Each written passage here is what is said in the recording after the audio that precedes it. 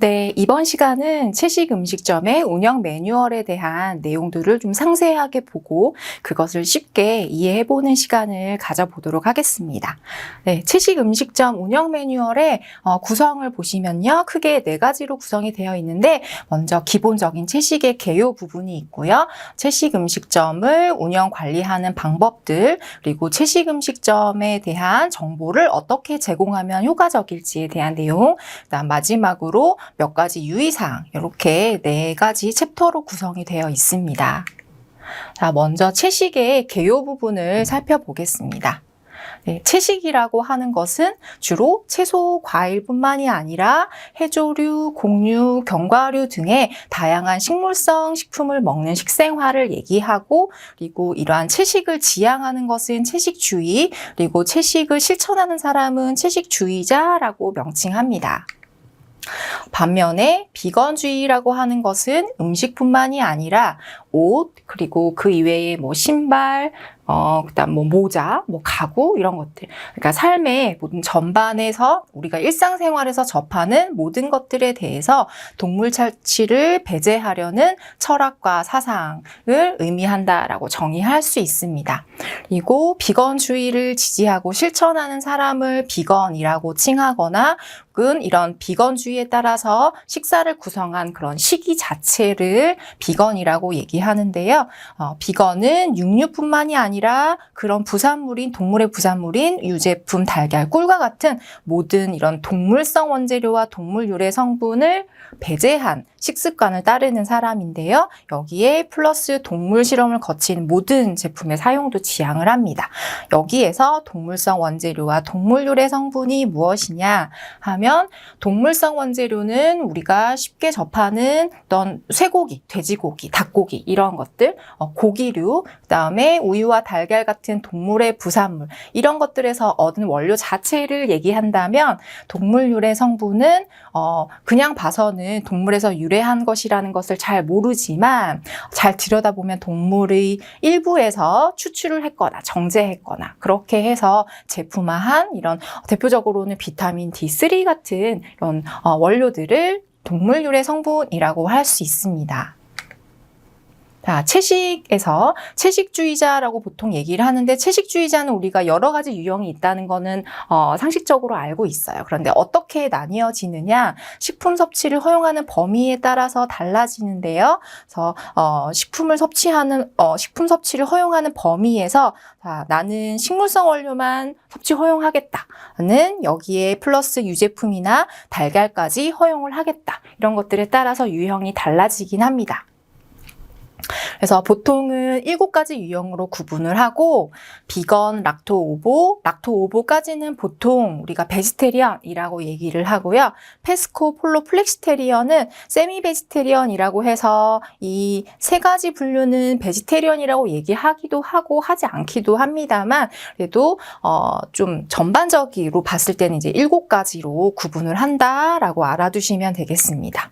자, 그래서 채식 음식점에서는 보통 이렇게 4가지 단계로 채식주의자 유형을 구분을 하고 메뉴에다가 이렇게 4가지로 비건 메뉴냐, 락토 메뉴냐, 오보 메뉴냐, 락토 오보 메뉴냐 이렇게까지만 구분을 합니다. 그래서 이거는 한국뿐만이 아니라 이제 전 세계적으로 이렇게 통용되는 것 같은데요. 비건은 식물성 원료만 허용을 하고 락토오보는 경우에 따라 이제 유제품이랑 달걀까지 허용을 하는데 여기에서 식물성 원료라고 하는 것은 굉장히 다양한 식물의 유형들이 포함이 됩니다. 자, 채식 음식점이라고 하는 것. 물론 채식 음식점도 종류가 되게 다양하지만 우리가 여기에서 이제 서울시의 채식 음식점의 운영 매뉴얼에서는 이렇게 분류를 하고 있습니다. 채식 전문 음식점과 가능 음식점으로 크게 분류를 하고요. 채식 전문 음식점은 그 음식점에서 제공하는 모든 메뉴가 채식 음식이어야 합니다. 그리고 영업의 종류로 봤을 때 식품 접객업도 굉장히 종류가 다양하죠. 그 중에 휴게 음식점과 일반 음식점, 제과점 영업까지만 음식점으로, 채식 전문 음식점으로 허용을 합니다. 그리고 채식 가능 음식점 같은 경우는 채식 음식이 메뉴상 한 가지 이상 있는 경우에 해당이 되고요. 마찬가지로 식품 적개급 중에서 휴게, 일반 음식점과 제과점 영업에 국한해서 이런 채식 음식점으로 분류를 합니다. 그리고 채식 가능 음식점에서는 일반 음식과 어떤 조리시설, 도구 등을 구분 관리 운영하는 음식점에 한해서 이렇게 채식 가능 음식점이라고 구분을 하는데요.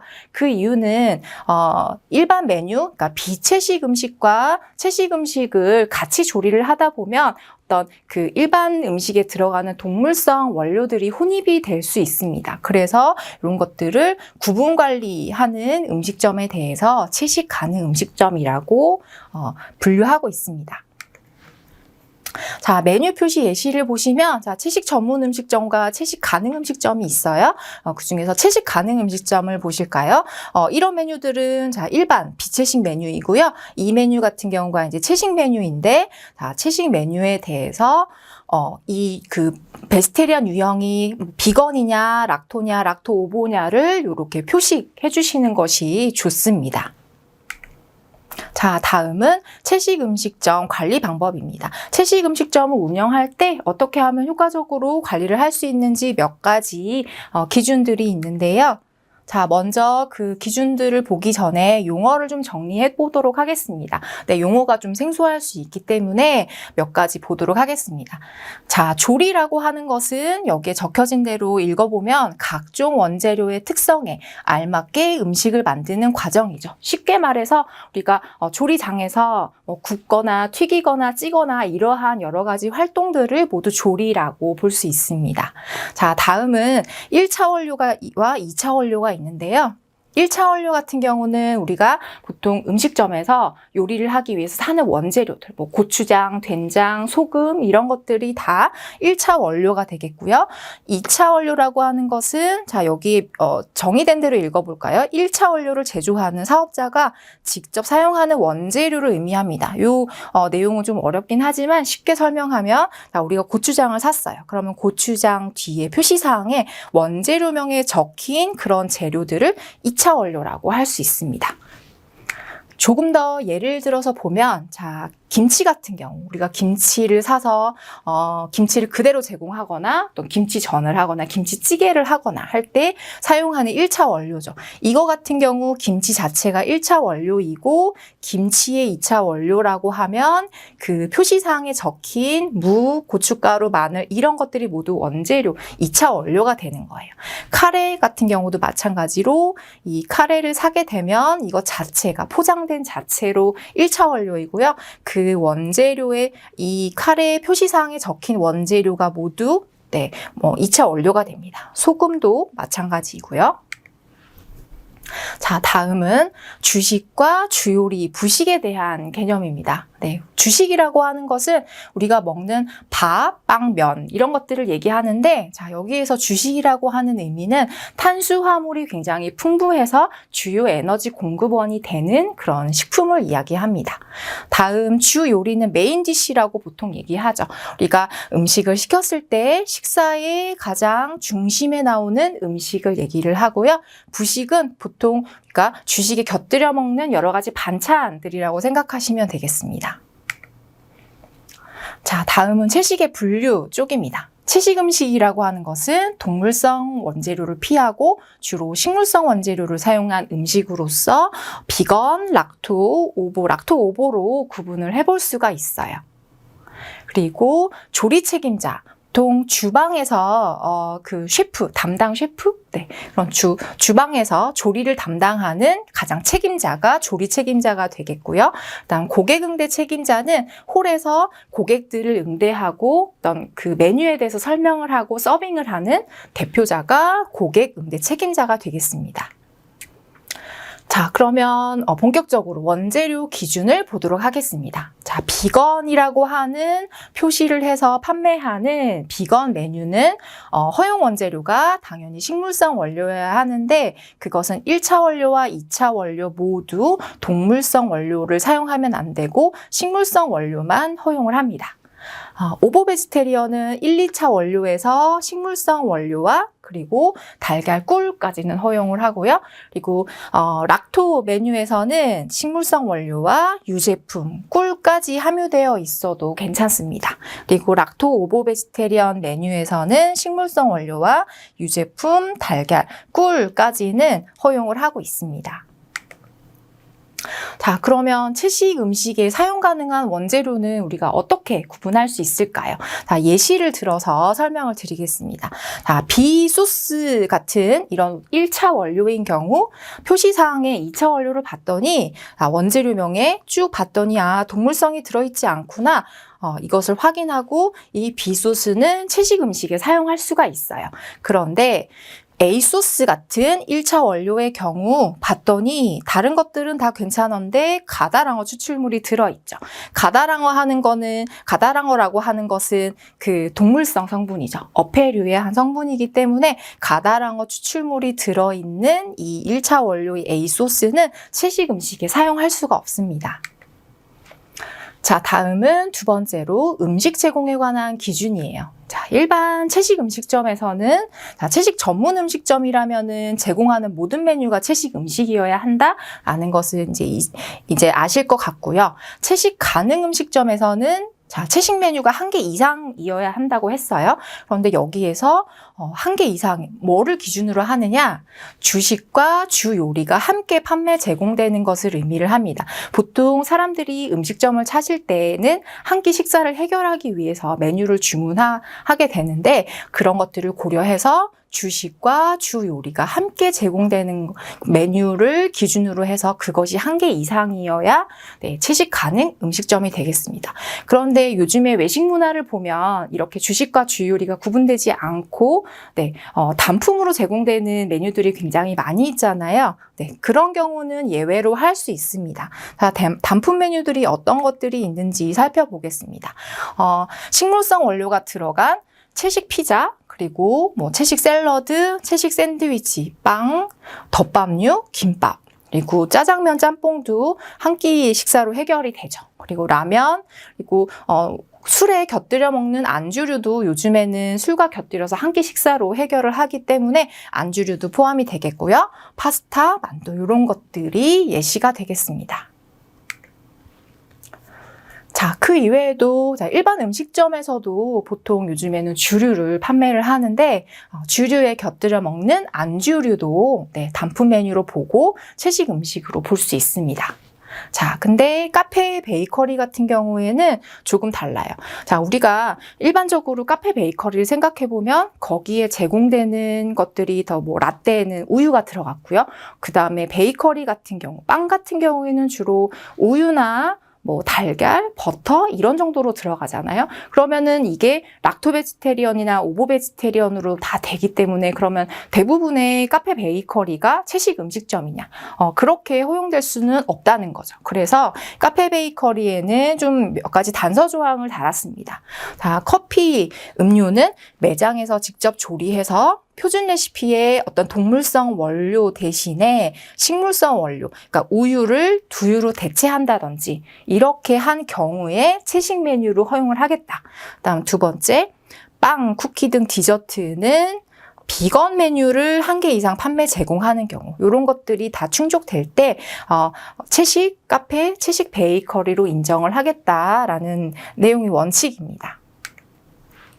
자, 그럼 좀 더 구체적으로 커피류 같은 경우는 우유 대신에 식물성 음료, 그러니까 오트 음료나 두유나 아몬드 음료 이런 것들로 변경해서 제공이 가능한 경우에 요거는 채식 메뉴로 인정을 하겠다라는 거고요. 자, 가공 주스 같은 것들을 판매하는 그 베이커리 카페도 있죠. 이런 데는 가공식품의 형태가 아닌 매장에서 직접 생과일과 채소를 분쇄 착즙해서 제공하는 그런 제조한 음료의 경우에는 채식 메뉴로 인정을 합니다. 그리고 디저트 같은 경우에는 유제품과 달걀을 사용하지 않고 식물성 원료만 사용한 이런 비건 메뉴 같은 경우에 채식 메뉴로 인정을 한다는 내용입니다.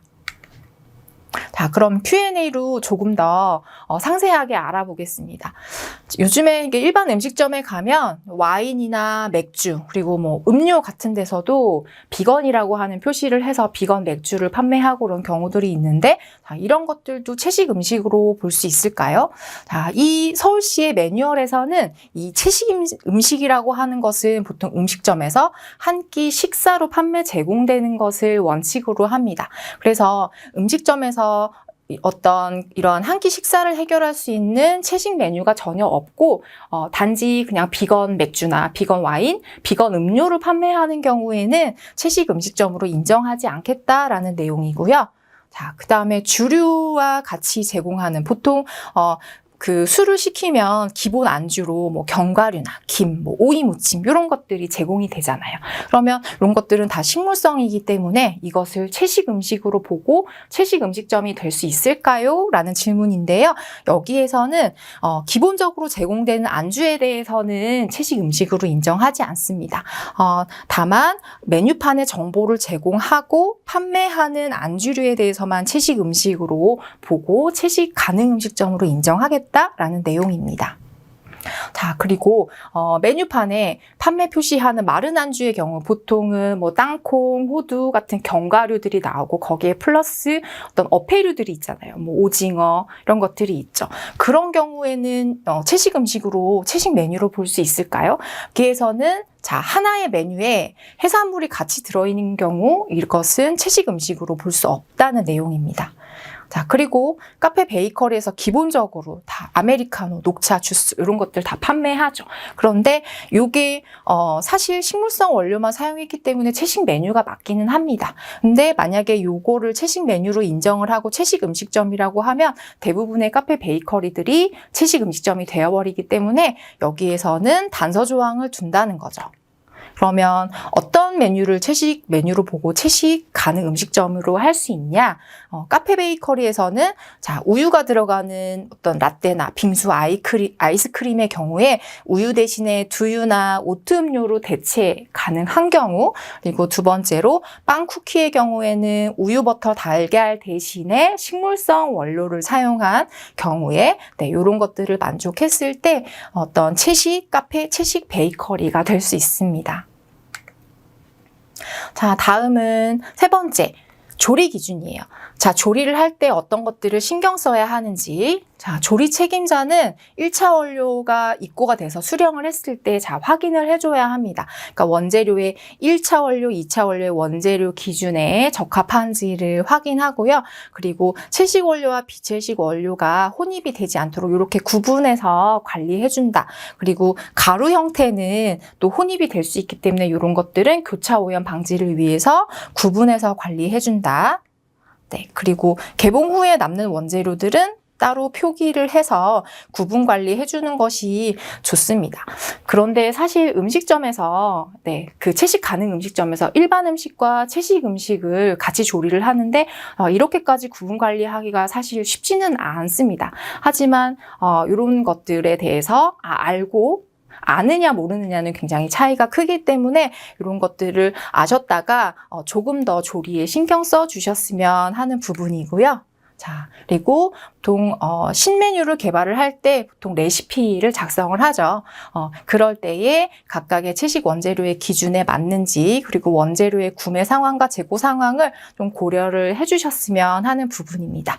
그리고 세 번째로는 혼입 방지예요. 그러니까 조리 책임자가 주방 그리고 조리기구 식기를 세척할 때는 좀 구분해서 세척을 해주시면 좋을 것 같고요.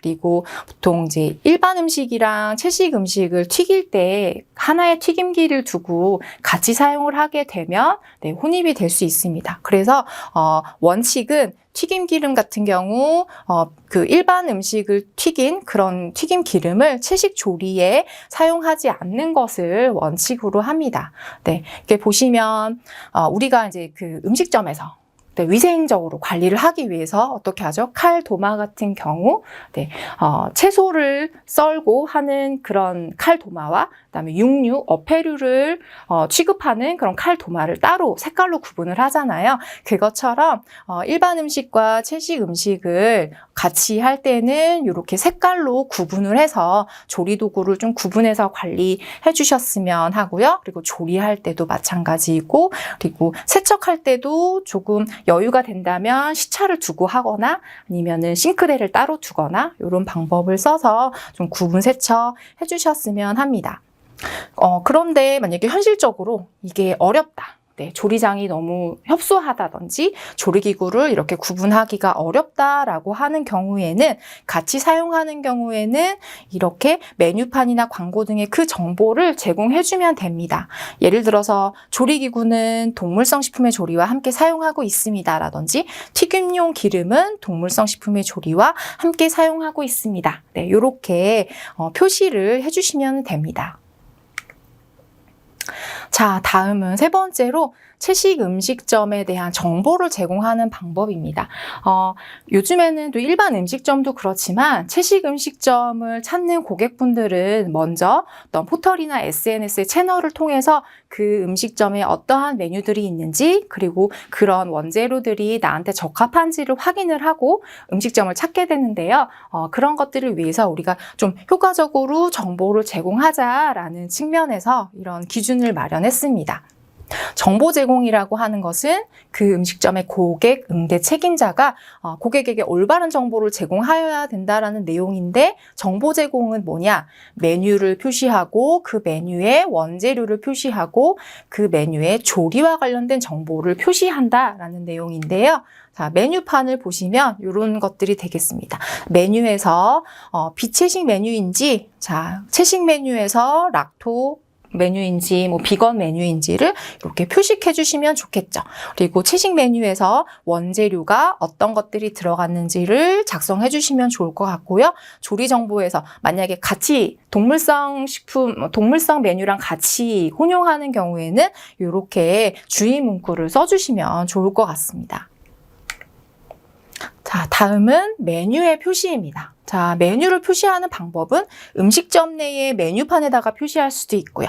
그리고 이렇게 포털에서 검색을 했을 때 우리 음식점에 나오는 메뉴들의 표시를 해 주셔도 되고요. 음식점 내의 키오스크에 정보를 표시해 주셔도 됩니다.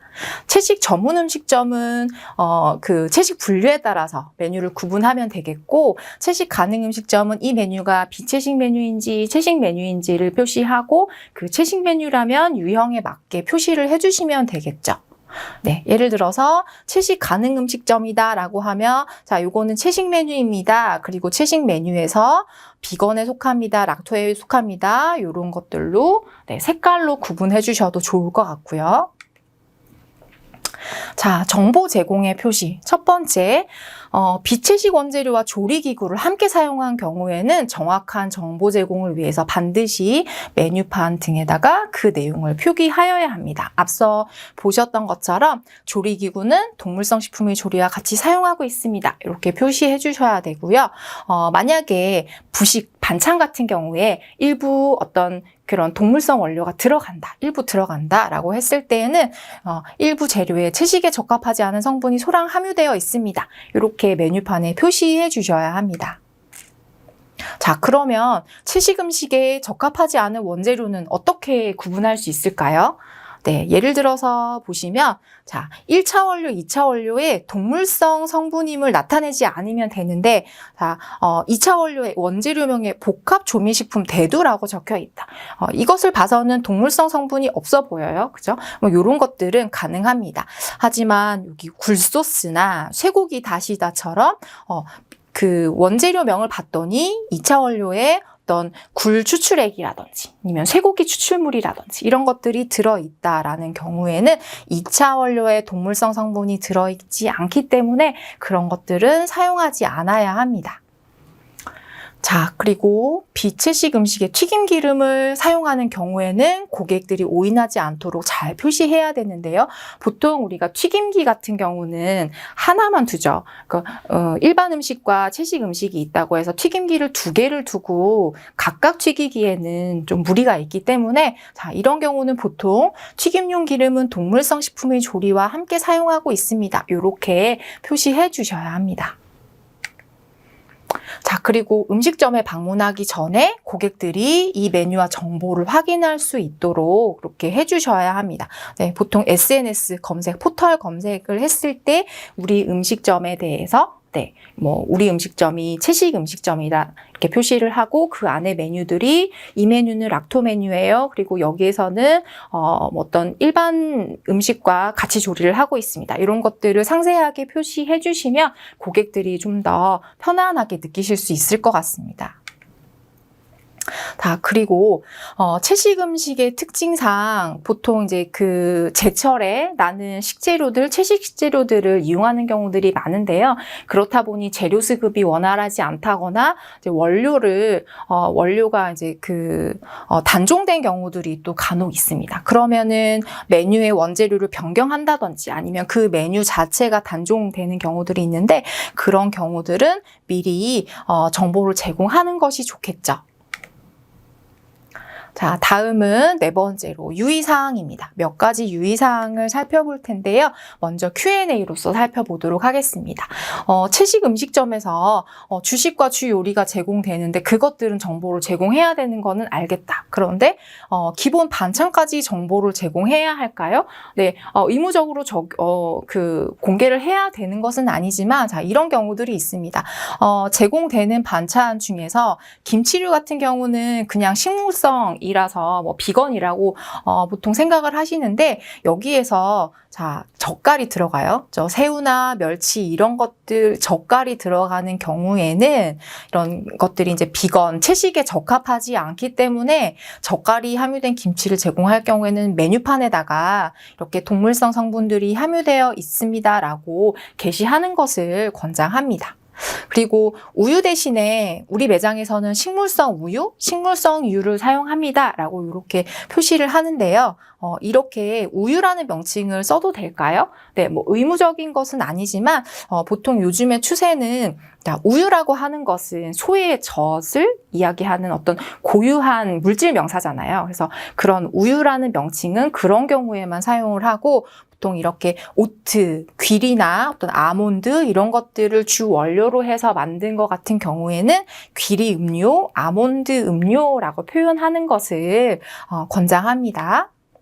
자, 그럼 우리가 식물성 원재료를 채식 음식에 사용을 하는데 그럼 미생물 원재료도 사용을 할 수 있나요? 네, 우리나라에는 발효 음식에서 미생물을 활용한 그런 발효 음식들이 굉장히 많죠. 그래서 채식 음식에서도 미생물을 활용한 이런 음식, 그런 식재료들을 사용할 수 있습니다. 자, 그리고 채식 음식에 사용하는 식물성 원료 중에서 과일, 채소에도 알레르기 유발 물질이 있을까요? 네, 당연히 있죠. 채식 음식점을 찾으시는 분들 중에서는 일부 고객분들은 어떤 동물성 원료에 알레르기가 심하셔서 그래서 식물성 원료만 취급하는 채식 음식점을 찾으시는 분들도 계세요. 근데 이런 그 식물성 원료 중에도 알레르기 유발 물질이 있습니다. 특히나 메밀, 밀, 대두, 호두, 땅콩, 복숭아, 토마토 같은 경우에는 식물성이지만 이것들이 알레르기를 일으킬 수 있기 때문에 이런 알레르기 유발 물질 표시 기준에 따라서 이거는 별도로 표시를 해 주셔야 합니다. 자, 다음은 광고 시의 유의사항입니다. 자, 채식 전문 음식점의 경우에 자, 제공하는 모든 음식이 비건에 적합하다 하는 경우에는 이렇게 비건 전문 음식점, 비건 레스토랑, 비건 베이커리 이런 것들이 다 가능합니다. 하지만 비건이 아닌 락토, 오보에 해당되는 그런 채식에 적합한 요리까지 가지고 있는 경우에는 자, 비건 전문 음식점이라고 하는 문구를 사용하지 않고 채식 전문 음식점이라고 하는 것을 사용해야 되겠죠. 왜냐하면 그냥 비건이라고 해버리면 안 되겠죠. 그러니까 채식이 모두 비건인 것은 아니기 때문에 비건의 문구를 사용하면 사람들이 여기에서 취급하는 메뉴들은 다 비건이라고 생각할 수 있기 때문에 이런 경우에는 채식 전문 레스토랑이라고 표현을 해주셔야 합니다. 자, 다음은 채식 가능 음식점이에요. 판매 제공하는 음식의 일부가 채식 메뉴인 경우에는 이렇게 채식 가능 음식점, 채식 가능 레스토랑 혹은 비건 옵션 레스토랑 이런 식으로 일부의 메뉴가 채식으로 가능하다라고 사람들이 알 수 있도록 그 광고를 해주셔야 합니다. 자, 그리고 우리가 보통 채식 메뉴에 사용할 수 있는 그런 원재료들 중에서 주의해야 되는 것들을 좀 보겠습니다. 된장 같은 경우. 자, 우리가 예전에 재래식 된장 같은 경우에는 콩으로 메주를 만들어서 그걸 가지고 된장을 만들었기 때문에 그런 거 같은 경우에는 100% 식물성이겠죠.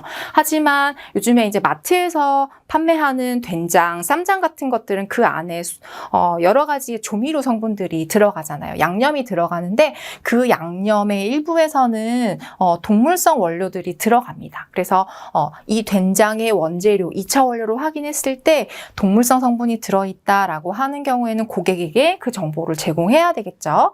김치 같은 경우에도 아까 말씀드렸던 것처럼 젓갈을 사용한 경우 그런 김치를 제공할 경우에는 제공되는 반찬 김치에 일부 이런 동물성 성분이 포함될 수 있습니다라는 것을 제공해 주셔야 합니다. 조미료 같은 경우에도 쇠고기 추출물, 닭고기 추출물 이런 것들이 들어갈 수 있기 때문에 고려해 주셔야 하고요. 그 다음에 그 반찬에서 보통 콩나물국이라든지 된장국, 미역국 이런 것들을 제공하잖아요. 그런 것들의 육수를 낼 때 우리가 이런 조개, 멸치 같은 것들을 사용할 수가 있어요. 그래서 그런 경우에도 반드시 정보를 제공해 주셔야 합니다. 자, 카레가루도 마찬가지예요. 우리가 반찬을 만들 때 카레가루를 넣어서 만든다라고 했을 때 보통 시중에 판매되는 카레 같은 경우에는 그 안에 소고기 추출물 같은 동물성 원료들이 일부 들어가기 때문에 그러한 경우 확인을 하고 자, 이런 동물성 원료 함유 가능성이 있습니다라고 정보를 제공해 주셔야 합니다. 자, 그러면 이렇게 유의해야 하는 원재료들은 정보를 제공하면 채식 메뉴에 사용 가능할까요? 네, 원칙적으로는 사용이 불가능합니다. 자, 예를 들어서 동물성 원료가 들어가지 않는 김치로 김치전을 만들어서 이거를 판매를 한다. 이런 것들은 가능하겠죠. 하지만 새우나 멸치, 젓갈이 들어간 김치로 김치전을 만들어서 판매하는 것은 채식 메뉴에 해당이 되지 않습니다. 하지만 동물성 원재료가 사용이 되어 있지만 요거를 반찬으로 제공하는 김치다. 이런 것들은 가능하겠죠. 자, 다음은 네 번째로 업종별로 조금 주의해야 될 사항입니다. 자, 일반 음식점의 예인데요. 자, 콩나물 국밥은 채식 음식이 될까요? 요거는 경우에 따라서 좀 다른데 예를 들어서 콩나물 국밥집에서 콩나물 국밥을 제공했다. 그러니까 밥, 주식과 주 요리로 이 콩나물국을 제공했다. 그런데 이게 모두 채식이다라고 했을 때는 자, 채식 음식이 될 수 있습니다. 하지만 두 번째 예시 같은 경우 자, 낙지볶음을 주문했는데 여기에 밥과 그리고 반찬으로 콩나물국이 제공됐다라고 하는 경우에 이거는 부식으로 제공이 되었기 때문에 여기에서의 콩나물국은 채식 음식으로 보지 않습니다. 자, 안주 메뉴에서 채식에 해당되는 것들을 볼까요? 메뉴판에 판매 표시하는 안주를 이런 것들은 자, 채식 메뉴가 됩니다. 채식 버거, 감자전, 두부김치, 과일 안주, 도토리묵 이런 것들은 주류에 곁들여서 우리가 한 끼 식사로도 섭취를 하죠. 그렇기 때문에 이런 것들은 자, 채식 음식으로 봅니다. 하지만 주류를 주문했을 때 기본적으로 제공되는 이런 기본 안주 그리고 어떤 메뉴에 이러한 동물성 성분이 같이 들어있는 것들은 채식 음식으로 볼 수 없습니다. 자, 카페 베이커리에서는 어떤 것을 주의해야 할까요? 보통 베이커리에서는 빵을 구워서 식힐 겸 해서 이제 이렇게 채식 베이커리와 비채식 일반 베이커리를 같이 놓고 진열을 하죠. 그래서 이런 경우에는 구분해서 진열해 주시는 것이 좋고요. 그리고 포장을 할 때, 그리고 진열한 곳에서 자, 이 파운드 케이크 채식이다라고 했을 때는 이렇게 원재료를 표시해 주시면 고객이 좀 더 쉽게 이런 것들을 판단할 수 있습니다. 그리고 카페에서 식물성 음료로 대체하는 경우에는 이렇게 식물성 음료로 대체가 가능합니다라고 표시를 해주시면 네, 고객들이 좀 더 쉽게 이런 것들을 대체해서 주문할 수 있습니다. 자, 그리고 기타 사항으로 카페 베이커리 그리고 일반 음식점에 가면 기본적으로 이런 것들이 제공이 되잖아요. 가공 주스, 티백 차, 잼, 아메리카노, 아이스티 이런 것들이 기본적으로 있는데 자, 이런 것들을 다 채식 메뉴로 보고 채식 가능 음식점으로 인정할 수 있을까요? 네, 이런 것들은 인정하지 않겠다는 얘기예요. 그럼 어떤 것들을 인정하나요? 음식점에서 직접 조리를 해서 제공하는 메뉴가 한 가지 이상인 경우, 이런 것처럼 네, 빙수를 만든다든지 주스를 착즙해서 생과일 주스로 제공을 한다든지 네, 이런 것들은 채식 메뉴로 가능하고 그것을 근거로 채식 가능 음식점이 될 수 있다는 얘기입니다. 네, 지금까지 앞서서 이제 채식 음식점에서 운영 매뉴얼에 나오는 여러 가지의 기준들을 봤는데요. 그 중에서 중요한 조항들을 이렇게 체크리스트로서 작성을 해보았습니다. 다 적용하실 수는 없겠지만 우리 매장에 몇 가지들을 적용을 해보고 이렇게 직접 체크해보시면 좋을 것 같습니다. 네, 앞서 말씀드렸던 것처럼 이런 내용들을 전부 다 우리 매장에 적용하기는 사실상 어렵죠. 하지만 이 내용들 중에서 중요한 것들을 기억하셨다가 조금씩 적용을 해보시면 고객분들도 그거에 대해서 만족을 하시고 굉장히 신뢰도가 높아지셔서 매출 증대라든지 이런 좋은 결과로 이어질 수 있을 거라고 생각합니다. 네, 끝까지 경청해 주셔서 감사합니다.